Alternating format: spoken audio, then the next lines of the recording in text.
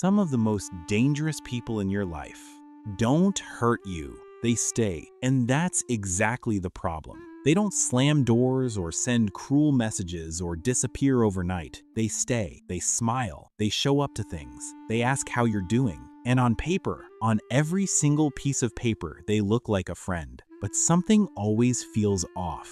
You walk away from conversations with them feeling slightly drained, slightly smaller, like you said too much, or maybe not enough, like something important happened in that interaction, and you can't quite name what it was. You replay it later, searching for the moment things went sideways, and you find nothing. Because on the surface, they're still your friend.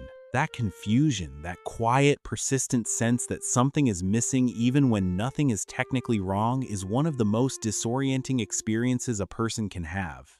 And it's more common than most people realize. Here's what the science tells us about where we are right now. The United States Surgeon General, Dr. Vivek Murthy, declared in 2023 that America is facing what he called an epidemic of loneliness. Nearly half of adults report feeling lonely. Social connection has declined sharply over the last few decades. The number of close friendships people report having has dropped not slightly, but significantly. People are surrounded by more contacts than ever before, and yet they feel more unseen than any previous generation. And in that kind of environment, not every friendship is real. Some connections exist not because of trust, not because of genuine care or mutual investment, but because of convenience, because of proximity, because of what each person offers the other, even if neither one of them has ever said it out loud. From a psychological perspective, humans are wired to belong. This is not a metaphor, it's biology. The need for social connection is built into the nervous system the same way hunger is. And when genuine connection is absent, when the real thing is hard to find or hard to maintain, people don't simply stop, they adapt. They start forming what psychologists sometimes call functional relationships. Connections that look real, that feel real, at least on certain days, but that aren't emotionally invested at their core. These relationships serve a purpose. They fill a slot, and the person filling that slot may not even be fully aware they're doing it. This is where a concept called emotional utility becomes important. Some people, not out of malice, but out of their own unresolved emptiness, don't experience you as a person. They experience you as a function, what you provide, what role you play, what the relationship gives them access to. Maybe it's status, maybe it's entertainment, maybe it's simply not being alone on a Friday night. And as long as that function exists, they stay. The moment it doesn't, something shifts. This isn't always a conscious choice. That's what makes it so hard to see. Research into loneliness has found that chronic disconnection actually changes how the brain processes relationships. A 2021 neuroscience study found that lonely individuals process the world differently at a neural level, feeling disconnected even when surrounded by people. They can't access depth, not because they're incapable of it, but because something in their nervous system has learned to settle, to trade genuine intimacy for the next best thing. Surface-level connection, presence without vulnerability, the shape of friendship without the substance. So they're not pretending to be your friend out of cruelty. In many cases, they're doing the only thing their emotional system knows how to do. They're surviving, they're filling a need. And you, your warmth, your openness, your willingness to show up became part of how they do that. But here's the part nobody tells you. The reason you didn't notice, or the reason you noticed but kept second-guessing yourself, isn't because you're naive.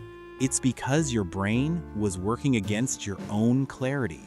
Your nervous system is designed to protect social bonds, even weak ones, even ones that cost you more than they give. Because historically, losing connection wasn't just painful, it was dangerous. Isolation meant vulnerability. It meant reduced survival.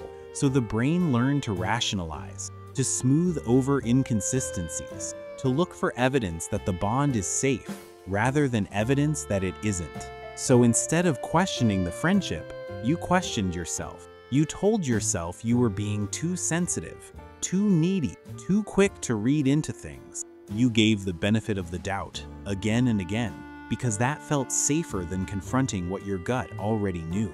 There's also something called the friendship paradox, a phenomenon where people consistently perceive others as more socially connected than they actually are. It creates a kind of invisible imbalance. You assume the other person has rich, deep friendships elsewhere, which makes the thinness of your connection feel like your fault, like a gap in you, not in them. And so you try harder, you stay, you keep showing up. The hardest truth is this: fake friends don't always look fake. They look normal. They act normal. They say the right things at the right times. They show up when life is easy and light and there's nothing at stake. They're funny. They're warm. Sometimes they make you laugh. They respond to your messages. They celebrate the small things. But when things get heavy, when you actually need something, when the situation requires them to give something real, they quietly disappear. Not dramatically, not in a way you can point to. They just become less available, less present. The energy shifts, and you're left wondering whether you imagined the closeness in the first place. You didn't. You felt something real. You just felt it alone. The way this dynamic changes across a lifetime is worth understanding because it doesn't stay the same. When you're younger, these relationships are almost invisible. You don't have the language for what feels wrong.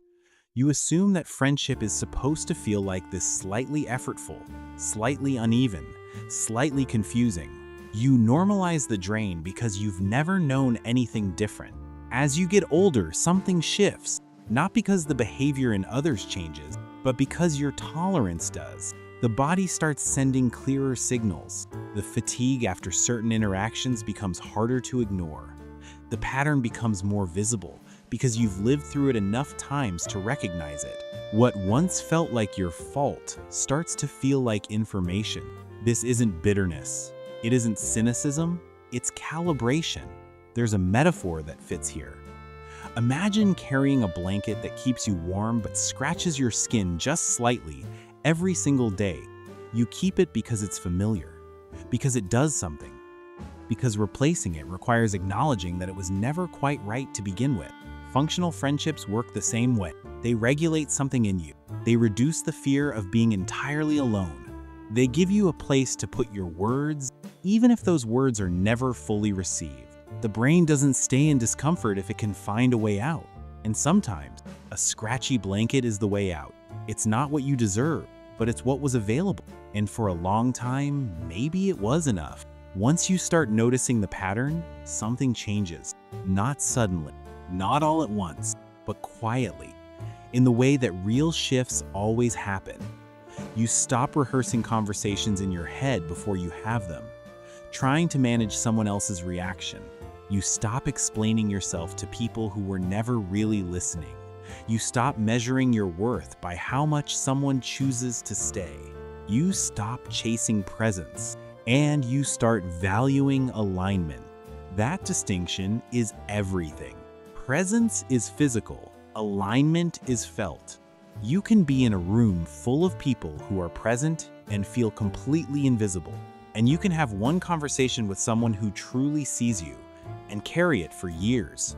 Not everyone who stays is there for you, and not everyone who leaves was ever against you. This is one of the quieter, more important truths about human connection. The people who drift, who disappear, who were never fully available, they were often carrying their own version of loneliness, their own nervous system, their own history, their own limits. They weren't performing cruelty.